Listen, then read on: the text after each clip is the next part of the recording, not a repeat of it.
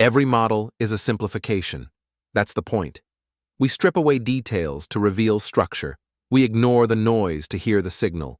But every simplification has costs. The map is not the territory.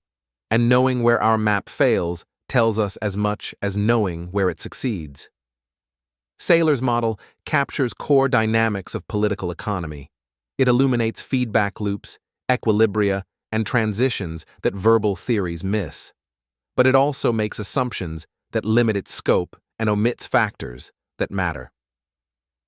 Today, we examine those limits, not to dismiss the model, but to use it wisely, and we'll explore how future work might extend it. A tool used within its limits is powerful. A tool used beyond its limits is dangerous. Let's start with strengths. What does Saylor's model do well? First, it captures feedback dynamics. The interplay between wealth, norms, conflict, legislation, and executive power isn't just listed, but formalized. We can trace how changes propagate through the system. Second, it identifies equilibria and their stability. We can find stable and unstable configurations, map basins of attraction, locate bifurcations. This is impossible with purely verbal theories. Third, it's parameterized. Different societies have different alphas, betas, gammas. We can represent variation without abandoning structure. The same framework handles democracies and autocracies, stable and unstable regimes. Fourth, it's simulable. We can run experiments, test counterfactuals, explore scenarios. The model becomes a laboratory. Fifth, it connects micro and macro. Individual self-interest aggregates into system-level dynamics. Machiavelli's insights about human nature generate population-level patterns. These are genuine achievements. Saylor took qualitative wisdom and gave it mathematical teeth. Now the assumptions. Every model makes them. The question is whether they matter for your purpose. Assumption 1. Closed system. The model treats a single political economy in isolation. No foreign trade, no migration, no military intervention, no ideological contagion across borders. This matters less for continental empires than for small trading states. A model of 19th century Russia might work reasonably well. A model of 19th century Belgium, surrounded by great powers and dependent on trade, less so. Assumption 2. Continuous variables. W, N, L, E, P all change smoothly. But real political change is often discrete. Elections happen on specific days. Coups happen suddenly. Laws pass or fail. The continuous approximation works best for long-time scales where discrete events average out. For short-term dynamics, it may miss important discontinuities. Assumption 3. Homogeneous populations. The model has the rich and the poor, but not ethnic groups, regions, religions, or other cleavages. Class conflict is captured. Identity conflict isn't. This limits applicability to societies where class is the dominant cleavage. Where ethnicity or religion drives conflict, the model misses crucial dynamics. Assumption 4. Rational self-interest. People pursue their material interests, but real humans are driven by ideology, identity, emotion, and habit.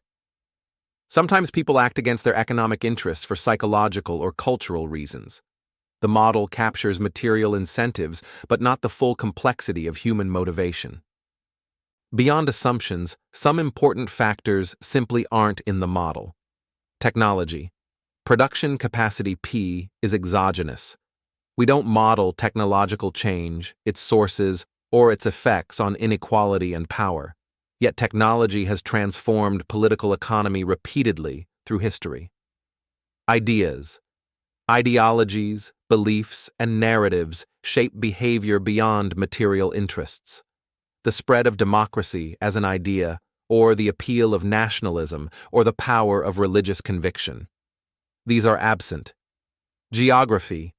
Territory, resources, defensibility, and transport costs affect political economy profoundly. None appear in the model. International system, trade, war, colonialism, and great power competition shape domestic politics. The model can't capture how a balance of power system differs from a hegemonic one. Institutions in detail. The model has aggregate variables for executive and legislative power, but not constitutional structures, electoral systems, or bureaucratic organization. Two democracies with the same L might have very different institutions. Demographics, population growth, age structure, urbanization, all matter for political economy. All are absent. These omissions aren't failures, they're choices. Including everything would make the model intractable. But knowing what's excluded helps us use it appropriately. How might we extend the model? Let's consider three directions. First extension, the international system. Instead of one country, model several interacting countries. Each has its own state variables, but now add coupling terms. Trade flows affect production capacity. P. Military competition affects executive power. E, both through war and through the need to mobilize resources. Ideological contagion affects norms. N. This multi-agent extension creates new phenomena. Equilibria that are stable in isolation become unstable when neighbors can intervene. Domestic political changes trigger international cascades. The timing of reform in one country affects possibilities in others. The mathematics gets harder, but the gains are substantial. We could model the spread of revolution across Europe in 1848, or the wave of democratization in the 1990s, or the contemporary tension between liberal and authoritarian models. Saylor's framework provides the building blocks. Linking multiple instances creates a model of international political economy. Second extension, institutional detail. Instead of aggregate L, decompose the legislative sector. Model parliaments, courts, bureaucracies, and electoral systems separately. Each has its own dynamics. Different electoral rules, proportional versus majoritarian, affect how conflict maps onto policy. Bureaucratic autonomy affects implementation. Judicial independence affects constraint on executive power. This extension sacrifices parsimony for realism. The model becomes messier, but more applicable to specific cases. One approach: create a library of institutional modules. Snap together the pieces that match your case. Parliamentary democracy gets one legislative module. Presidential systems get another. Military juntas get a third. The core variables remain, but the equations linking them become context-specific. This trades generality for applicability. For policy analysis, this trade-off often makes sense. We care about specific institutional reforms, not just abstract dynamics. Third extension, population heterogeneity. Instead of rich and poor, model multiple groups. Classes, yes, but also ethnicities, regions, and religions. Each group has its own interests and its own influence on politics. This multiplies state variables. Instead of one W, we might have wealth distributions across multiple group pairs. Instead of one N, we have trust levels within and between groups. The payoff: we can model societies where class crosscuts ethnicity, or where regional and religious cleavages reinforce each other. We can study how group identities form and change as populations assimilate or fragment. Agent-based models offer another approach. Instead of aggregate equations, simulate many individual agents with heterogeneous characteristics. Let macro patterns emerge from micro interactions. This is computationally intensive, but captures dynamics that aggregate models miss: local clustering, network effects, the emergence of coalitions. The frontier of political economy modeling lies in these heterogeneous, multi-agent directions. Saylor's work points the way. So how do we use a limited model wisely? First, match tool to question. Ask whether the model's assumptions align with your case. For studying class conflict in an industrial society, the model fits well.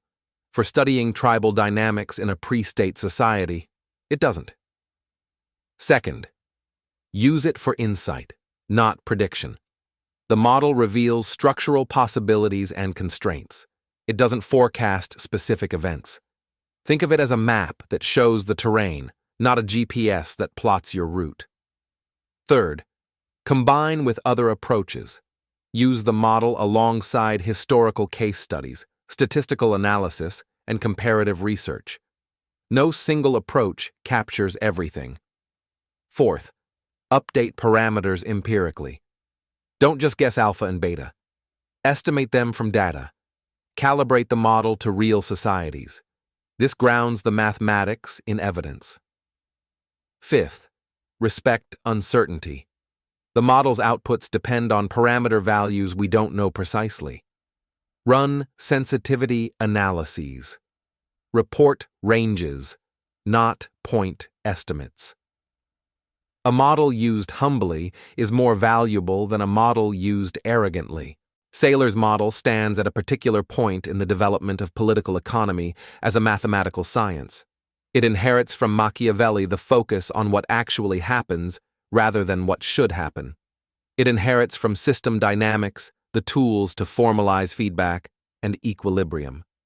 It inherits from economics the discipline of mathematical modeling, and it points forward to extensions, international systems, institutional detail, population heterogeneity.